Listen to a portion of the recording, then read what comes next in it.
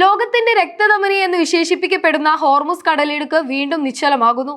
എന്നാൽ ഇത്തവണ ശത്രു സൈന്യമല്ല, മറിച്ച് ഇറാൻ തന്നെ സ്വന്തം തീരങ്ങളിൽ വിതച്ച നാവിക മൈനുകളാണ് വില്ലനായി മാറിയിരിക്കുന്നത്. യുദ്ധഭീതിയിൽ തിരക്കിട്ട് വിന്യസിച്ച മൈനുകളുടെ കൃത്യമായ സ്ഥാനം കണ്ടെത്താനാകാതെ ഇറാൻ സൈന്യം കുഴങ്ങുന്നതായാണ് പുറത്തുവരുന്ന പുതിയ റിപ്പോർട്ടുകൾ. കഴിഞ്ഞ മാസങ്ങളിൽ അമേരിക്കയും ഇസ്രായേലും ഇറാനെതിരെ സൈനിക നീക്കങ്ങൾ ശക്തമാക്കിയതോടെ പ്രതിരോധത്തിന്റെ ഭാഗമായാണ് ഇറാൻ ഹോർമുസ് കടലിടുക്കിൽ മൈനുകൾ വിന്യസിപ്പിച്ചത്. കടലിടുക്കിനെ പൂർണ്ണമായും തങ്ങളുടെ നിയന്ത്രണത്തിലാക്കാനും ശത്രു കപ്പലുകളെ തുരത്താനും ലക്ഷ്യമിട്ടായിരുന്നു ഈ നീക്കം. കഴിഞ്ഞ മാസങ്ങളിൽ അമേരിക്കയും ഇസ്രായേലും ഇറാനെതിരെ സൈനിക നീക്കങ്ങൾ ശക്തമാക്കിയതോടെയാണ് പ്രതിരോധത്തിന്റെ ഭാഗമായി ഇറാൻ ഹോർമുസ് കടലിടുക്കിൽ മൈനുകൾ വിന്യസിപ്പിച്ചത്. കടലിടുക്കിനെ പൂർണ്ണമായും തങ്ങളുടെ നിയന്ത്രണത്തിലാക്കാനും ശത്രു കപ്പലുകളെ തുരത്താനും ലക്ഷ്യമിട്ടായിരുന്നു ഈ നീക്കം.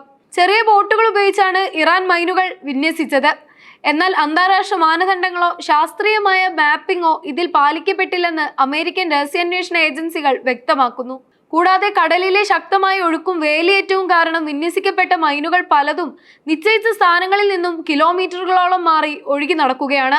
ഇത് കടലിടുക്കുകളിലൂടെയുള്ള എല്ലാ കപ്പലുകൾക്കും ഒരേപോലെ ഭീഷണിയായി മാറിയിരിക്കുന്നു. ഡൊണാൾഡ് ട്രംപ് ഭരണകൂടം കടലിടുക്ക് എത്രയും വേഗം സുരക്ഷിതമായി തുറന്നു കൊടുക്കണമെന്ന് ഇറാനോട് കർശനമായി ആവശ്യപ്പെട്ടിട്ടുണ്ട്. എന്നാൽ നിലവിലെ സാഹചര്യത്തിൽ മൈനുകൾ എവിടെയാണെന്ന് ഉറപ്പില്ലാത്തതിനാൽ പാത സുരക്ഷിതമാണെന്ന് പ്രഖ്യാപിക്കാൻ ഇറാൻ വിദേശകാര്യമന്ത്രി അബ്ബാസ് അരോജിക്കിന് സാധിക്കുന്നില്ല.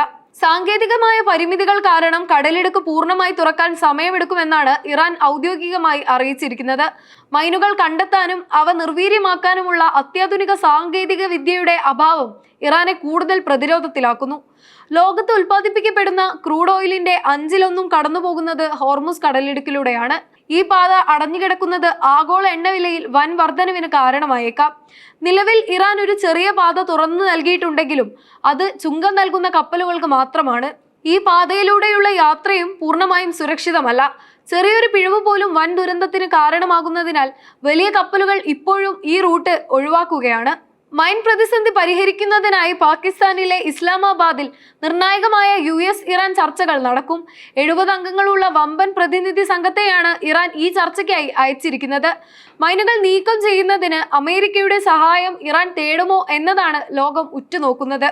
അമേരിക്കയുടെ പക്കലുള്ള അത്യാധുനിക സോളാർ സംവിധാനങ്ങൾക്കും റോബോട്ടിക് ഉപകരണങ്ങൾക്കും പോലും അശാസ്ത്രീയമായി വിതറിയ ഈ മൈനുകൾ കണ്ടെത്തുക വെല്ലുവിളിയാകുമെന്നാണ് കരുതപ്പെടുന്നത്.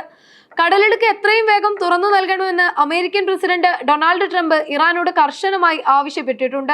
ആഗോള സമ്പദ് വ്യവസ്ഥയെ ബാധിക്കുന്ന ഇത്തരം നീക്കങ്ങൾക്കെതിരെ കടുത്ത നടപടികൾ ഉണ്ടാകുമെന്നാണ് സൂചന. ഹോർമുസ് കടലിടുക്കിലെ ഈ പ്രതിസന്ധിയെ ലോകരാജ്യങ്ങൾ അതീവ ഗൗരവത്തോടെയാണ് നോക്കിക്കാണുന്നത്. അമേരിക്ക ഈ നീക്കത്തെ നേരിട്ടുള്ള വെല്ലുവിളിയായാണ് കണക്കാക്കുന്നത്. അന്താരാഷ്ട്ര കപ്പൽ ഗതാഗതങ്ങളിൽ തടസ്സം സൃഷ്ടിക്കുന്നത് രാജ്യാന്തര നിയമങ്ങളുടെ ലംഘനമാണെന്ന് ഡൊണാൾഡ് ട്രംപ് ഭരണകൂടം വാദിക്കുന്നു. മൈനുകൾ നീക്കം ചെയ്യാൻ ഇറാൻ തയ്യാറായില്ലെങ്കിൽ സ്വന്തം സുരക്ഷാ സേനയെ ഉപയോഗിച്ച് മൈൻ സ്വീപ്പിംഗ് നടത്താൻ അമേരിക്ക തയ്യാറെടുക്കുന്നതായി റിപ്പോർട്ടുകളുണ്ട്. ഏഷ്യൻ രാജ്യങ്ങളെ സംബന്ധിച്ചിടത്തോളം ഇത് സാമ്പത്തിക സുരക്ഷയുടെ പ്രശ്നമാണ്.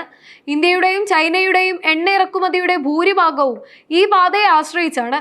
കടലിടുക്ക് അടഞ്ഞുകിടക്കുന്നത് ഈ രാജ്യങ്ങളിലെ ഇന്ധനവില വർദ്ധിപ്പിക്കുകയും സമ്പദ് വ്യവസ്ഥയെ തകിടം മറിക്കുകയും ചെയ്യും. മേഖലയിൽ സമാധാനം നിലനിർത്തണമെന്നും ചർച്ചകളിലൂടെ പ്രശ്നം പരിഹരിക്കണമെന്നുമാണ് ഇന്ത്യ ആവശ്യപ്പെടുന്നത്. ഇന്ത്യൻ നാവികസേന മേഖലയിലെ കപ്പലുകൾക്ക് സുരക്ഷ നൽകാൻ പ്രത്യേക നിരീക്ഷണം നടത്തുന്നുണ്ട്. സൗദി അറേബ്യയുടെയും കുവൈത്തിന്റെയും എണ്ണ കപ്പലുകൾക്ക് പുറത്തേക്ക് കടക്കാൻ ഈ പാത അത്യാവശ്യമാണ്. ഇറാൻ ഇത്തരം പ്രകോപനപരമായ നീക്കങ്ങൾ നടത്തുന്നത് മേഖലയിൽ വലിയൊരു യുദ്ധത്തിന് കാരണമാകുമോ എന്ന ഭീതിയിലാണ് ഗൾഫ് രാജ്യങ്ങൾ. ഇറാൻ പ്രതിരോധത്തിനായി ഒരുക്കിയ മൈനുകൾ ഇപ്പോൾ അവർക്കു തന്നെ തിരിച്ചടിയായി മാറിയിരിക്കുകയാണ്.